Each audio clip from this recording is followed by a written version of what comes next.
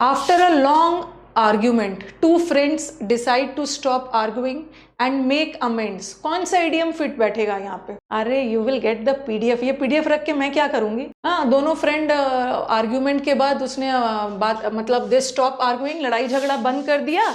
और make amend का मतलब है कि चलो अब हम लोग जो ठीक है लड़ा अब चलो सब हम लोग क्या करते हैं, पैचअप कर लेते हैं, दुश्मनी भूल जाना, दोस्ती कर लेना। बरी द हैचेट है, बरी द हैचेट का मतलब है दुश्मनी खत्म करके दोस्त बन जाना, ठीक है। और action speak louder than words का मतलब है सिर्फ बोलना नहीं है, ओके आप काम करोगे तभी लोग आपको जानेंगे, बोलने से नहीं होगा। और चीता कभी अपना कोई भी व्यक्ति का नेचर नहीं बदल सकता है। और hitting the nail on the head मतलब सही निशाना लगाना। You discover that a colleague is secretly working against you. आपका कलीग, अरे ये थोड़ी होगा, barking dog seldom bite, yes yes will get the PDF. आपका कलीग आपके पीठ पीछे आपके खिलाफ षड्यंत्र रच रहा है, क्या बोलोगे? Adding insult to injury. ये तो एडिंग इंसल्ट टू इंजरी, एक तो बेचारे को पहले से ही चोट लगी है और उसका इंसल्ट भी कर रहे हो, मतलब सिचुएशन को और भी ज़्यादा खराब कर रहे हैं। बॉल आपके कोर्ट में है, मतलब अब फैसला आपके हाथ में है। और early bird catches the worm, अगर काम को जल्दी करोगे तो फायदा हो। अ वुल्फ इन, वो जो है ना एक मुहावरे, क्या उसको बोलते हैं, भेड़िया के खाल में, भेड़ के खाल में भेड़िया, हाँ जो मतलब छुपा हुआ आपका दुश्मन। दूसरा, you and your partner are facing financial difficulties but you are determined to find a solution। भेड़ के खाल में, हाँ चलो बताओ, शेर के खाल में भेड़िया थोड़ी है, शेर के खाल में कहाँ से हो जाए, शीप है ना, a wolf in sheep's clothing।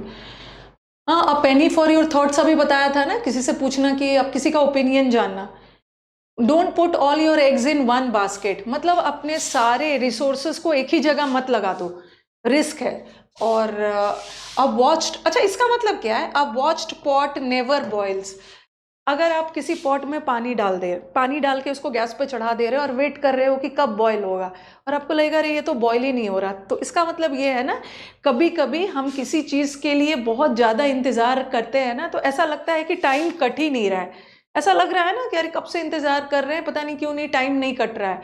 तो वही वाला है कि बहुत लंबा इंतज़ार है। तो यहाँ पे every cloud has a silver lining, हर निराशा के पीछे आशा की किरण है।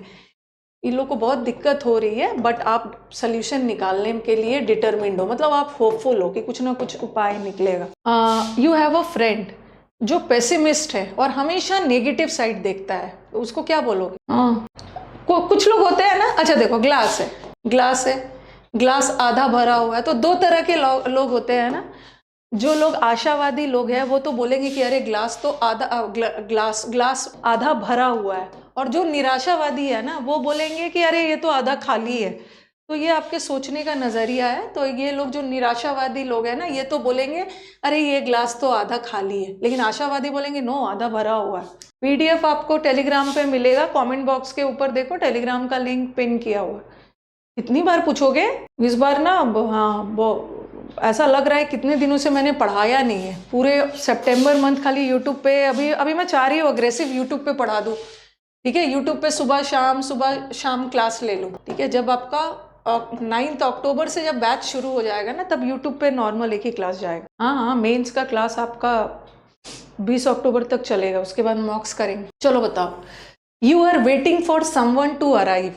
आप किसी का इंतज़ार कर रहे हो और वो वहाँ लेट भी कर रहे हैं, बहुत टाइम लगा रहे हैं आने में, तो इसका क्या मुहावरे जाएगा? अ पीस ऑफ केक का मतलब है easy task. Bite the bullet का मतलब है फेस ना चाहते हुए भी ना अनप्लेजेंट सिचुएशन को फेस करना। और putting the car below the horse, किसी भी चीज को रिवर्स कर देना, जैसे घोड़ा आगे होता है गाड़ी पीछे, अपसेट कर देना प्लान वगैरह। फाइन लास्ट ड्रॉ, ये तो आपके बुक में है। फाइनल इरिटेंट, एक तो आप पहले से ही इरिटेटेड हो और एक क्लास में और इरिटेशन है कि लेट भी कर रहे हैं और आप इतने देर से इंतजार भी कर रहे हैं। यू आर, ये इस तरह का भी इडियम्स आ रहा है, प्रिपेयर होना है। लास्ट बहुत सारे एग्जाम्स में ऐसा वाला इडियम आया। You are trying to solve a challenging problem and suddenly find the solution. Which idiom fits in this eureka moment? अच्छा, यूरेका मोमेंट किसको बोलते हैं? यूरेका मोमेंट किसको बोलते हैं? Eureka moment, to cast pearl before a swine. हाँ, happy moment है। Eureka moment is happy moment. किसी चीज पे काम कर रहे हो और अचानक से आपको सक्सेस मिल गया, यूरेका मोमेंट। तो इसको बोलते हैं light bulb moment. Between the devil and the, आगे कुआं पीछे खाई वाला है। Ball is in your, devil's advocate का मतलब तो ये इस बार भी आया था, काउंटर आर्ग्यूमेंट प्रोड्यूस करना। आपको कुछ ना कुछ आर्ग्यूमेंट करना ही। लाइट बल्ब मोमेंट को यूरेका मोमेंट बोलते हैं। You are facing a difficult situation and someone offers you unsolicited advice. बिना मांगे एडवाइस देना, बिना मांगे एडवाइस देना क्या बोलते हैं उसको? आप आगे के सीट पे बैठे हुए हो ड्राइवर बन के, और पीछे कोई बैठा हुआ है और आपको एडवाइस दे रहा है गाड़ी ऐसा चलाओ वैसा चलो, जबकि ड्राइवर को पता ही है। तो back seat advice, back seat driver, back seat driver बोलते हैं बिना मांगे किसी को सलाह देना। You always avoid taking risk. आप हमेशा रिस्क को अवॉइड करते हो और चाहते हो कि आप एक सेफ प्रेडिक्टेबल लाइफ आपका रहे। तो कौन सा इडियम होगा? ऑल डेड, हर चमकने वाली चीज सोना नहीं, आशा के पीछे, निराशा के पीछे आशा की किरण। मेंस का बैच चलेगा ना, मैंने मेंस का बैच आपको बोला है चलेगा। क्या बोलते हैं इसको? Yes, don't put all your eggs in one basket. एक ही जगह पे अपने सारे रिसोर्सेस को मत लगा दो, खतरा हो सकता है। अपने साधनों को, रिसोर्सेस को 10 जगह पे लगाओ, एक ही जगह पे सारा रिस्क मत लगाओ। You and your friend recently had an argument. आपके और आपके दोस्त की आर्ग्यूमेंट हुई और आपने डिसाइड किया कि चलो इसको माफ कर देते हैं और आगे बढ़ते हैं। एक तो बरी द हैचेट भी करवाया पहला वाला, और दूसरा इसमें क्या फिट होगा? चलो बात रात गई, बात भूल के आगे मूव ऑन करते हैं। Start a turn over a new leaf, नई शुरुआत करना। झगड़ा के बाद एक दूसरे को माफ करके नई शुरुआत कर। Your friend is always talking about extravagant plans. आपके फ्रेंड एक्स्ट्रावेगेंट प्लान्स के बारे में बात करते हैं बट कभी कोई काम नहीं करते हैं उस प्लान्स को लागू करने के लिए। ऐसे लोगों को क्या बोलते हैं? आज शाम में मैं अपनी टीम को बोलती हूँ कि एक स्टेनो का क्लास शेड्यूल कर दो भाई।